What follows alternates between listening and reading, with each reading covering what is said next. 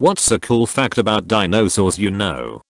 Recently Spinosaurus was discovered to have a tadpole-like tail. It has been known for a while that it was mostly an aquatic animal. Even Jurassic Park 3 showed that, but it was always depicted with the standard lizard-like dinosaur tail. Recently new fossils have emerged that show that the creature had a tail like that of a tadpole, suggesting that it spent much more time in water than previously thought.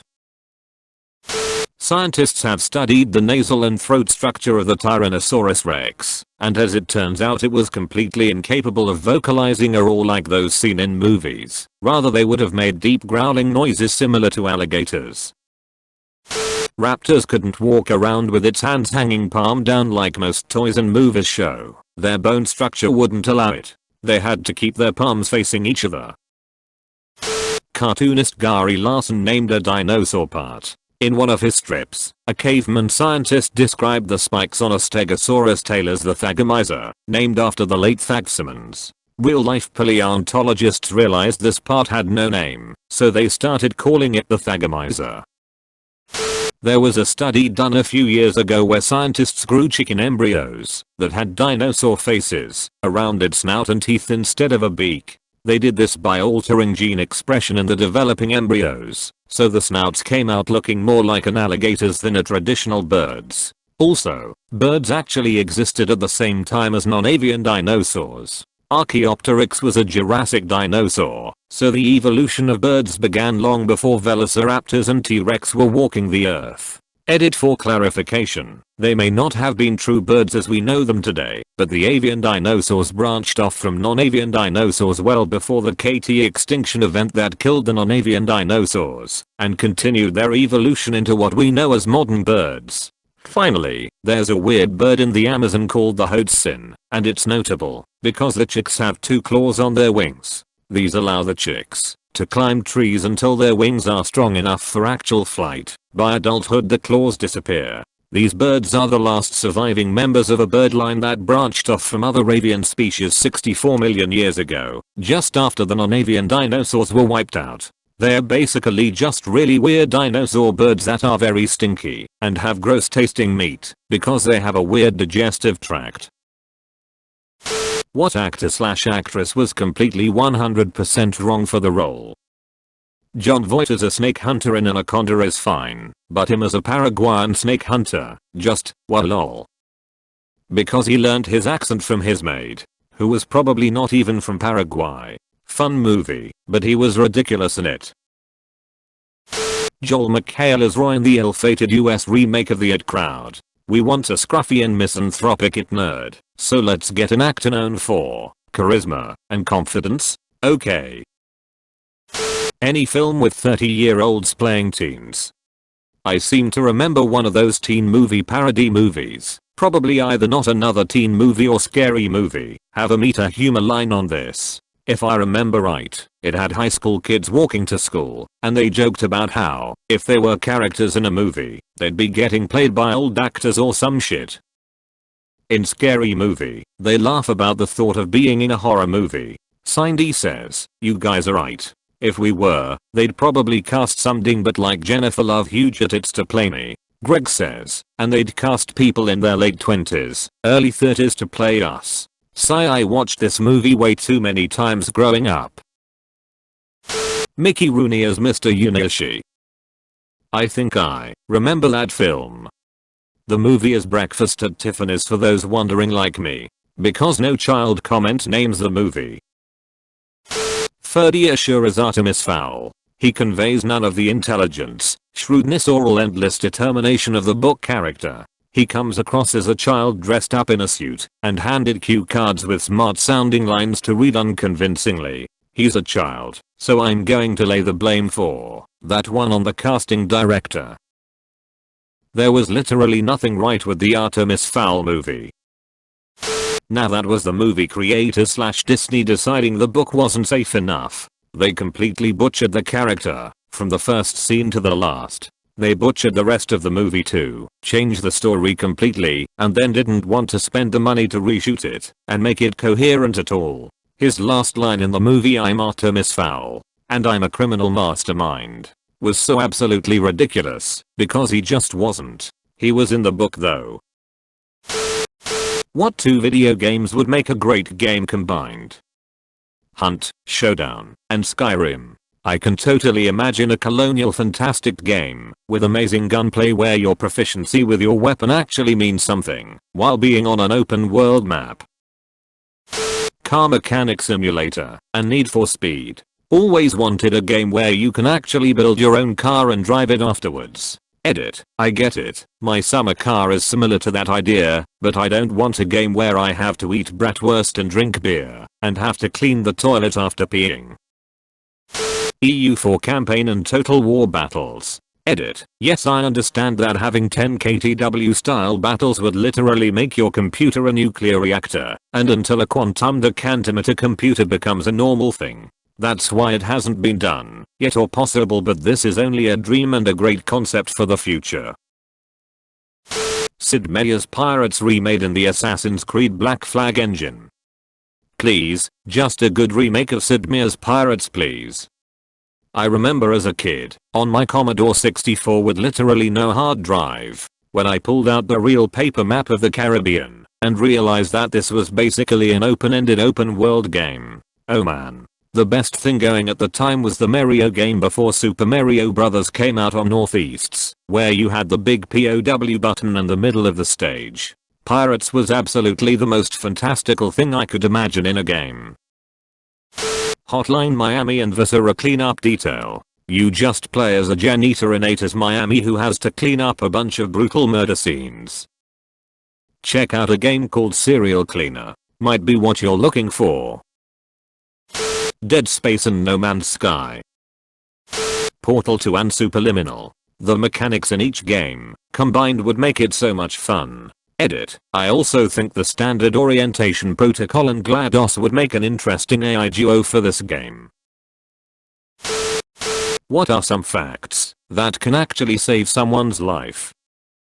If you have to eat crickets or similar insects, chew them. Do not eat them alive. They have spines on their legs, which can cling to your throat, and are very difficult to remove without a decent amount of force. That is, you can shake your throat, like you would your hand to remove them. If they block your windpipe, you'll asphyxiate. I used to work at a pet store. I've had to explain this to quite a few people who wanted to do Fear Factor parties or dares or pranks. Wait, pet stores just let you buy bugs if they know you're going to go home and eat them? This is like discovering a secret menu item at McDonald's. Haha, yummy dried BBQ crickets are sold at my local museum. Believe it or not, most places don't care what you do once you leave the store. At least with the bugs. However, if we know, then we have to go through a lot of spiels and sometimes paperwork. We sold feeder rats. They are advertised as feeders and not pets. If you told us you are buying it as a pet, we legally had to warn you. They were not pets. The lack of medical information on each rat, and have you sign a bunch of forms acknowledging that you know they could have behavioral issues and could develop medical issues because they were not bred to be pets. Don't pour water on a burning pan / oil / grease in the kitchen. Cover it with a damp cloth or towel. Water will make it explode like a bomb. Same goes for gasoline, I believe. The burning gasoline will just float on top, still aflame, but now spreading more easily to something else flammable. Adding to the grease fire thing, baking soda will also put out a grease / pan fire quickly. You have to dump a lot on the fire, and it makes a mess, but that's better than a fire burning the place down. I always keep a box of baking soda handy in the kitchen for this reason. And for God's sake, do not use flour instead thinking white powdery substance is white powdery substance. It's the same. No, it is not. Flour will literally explode and make the fire worse. Baking soda only. This is a two-parter. I live in the Midwest, and am shocked at how many people think that the Great Lakes don't have rip currents. So my first is that, yes, the Great Lakes have rip currents. Second, to get out of a rip current, swim parallel to the shore until you are sure the current has let you go. Don't fight to swim toward shore, you will tire yourself out. I know this second fact is something pretty widely known, but if there are a lot of people who think lakes don't have rip currents, they may not have paid it any mind either. Also, don't let the name fool you. The Great Lakes are basically freshwater seas. They're gigantic. Don't underestimate how big they are. Edit. Second warning. The lakes being freshwater means that you will not float as easily as you do in salt water. The symptoms of a heart attack are slightly different for men and women. This is one of the reasons women sometimes get diagnosed too late. Men: cold sweat, nausea, chest pressure/pain, shortness of breath, pain in arm or arms, back, neck, jaws, stomach. Women: fainting/extreme fatigue, chest pressure, shortness of breath, upper back pressure, lightheadedness/dizziness, pain in arm or arms, back, neck, jaws, stomach. My cousin had a couple in October and her chief complaint was the feeling of heartburn and Pepcid wasn't putting a dent in it. Pretty sure she had the jaw pain too, so they were so weirded out they went to the ER. Glad she did. She had a second a couple weeks later. She's fine now, and had her birthday last month. What is something that the younger generations will never get to experience that was instrumental to you growing up? Being 100% unreachable. No cell phones. No way to find you, unless you told them where you'd be. If I missed your call, it was just accepted I wasn't at home and not ignoring you. I would kill for this now. I'm so tired of being constantly accessible and having the expectation of it. I wanna fuck off for a few hours without sending my mother into a panic attack over it. I'm damn near 30. My mother recently told me never do that again. I was so worried. When I didn't reply to a text she sent on a Sunday morning around 8 AM right away, because I was sleeping. I replied at around 10:30 when I woke up and saw had 9 missed calls from her and another text saying she was about to leave her place now and drive to my house to see if I'm okay. Prevented this in the last minute when I told her I just woke up and to calm the hell down when I'm not immediately online after receiving a text on a Sunday morning. Jesus, I hate this constant accessibility.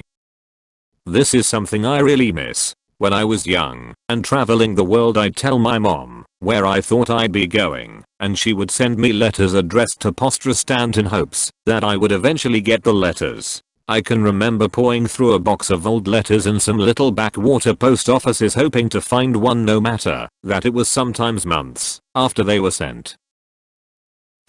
Trying to memorize my friend's phone number on the walk home from school so that we could tell each other if we got permission from our parents to have a sleepover. My go-to was asking if I could in front of my friend. I would get yelled at afterwards for asking in front of them, but it was always a yes. LMAO, that was always foolproof technique. All of my friend group pretty much never had to ask. As long as our parents knew which house and it wasn't a school night, we were golden. We also lived like 4 houses away from each other, but boy was it a lot simpler then. I remember rushing to try and get home before the lights were on just to open the door, shout whose house I'll be at, then run back down the road to said friend's house. Everyone saw the same movies and stuff at the same time on the same night, so we all had common talking points at school the next day/Monday. The running back to the TV when the ads were finished was my favorite part. It's on. I did this when I was about 12 and I tripped on my pants because they were baggy and there were holes at the bottom, but I was running too fast and smashed headfirst into a huge mirror in front of my whole family. From their perspective it looked like I came flying in from the other room and just charged into it. Still get shit for it 18 years later.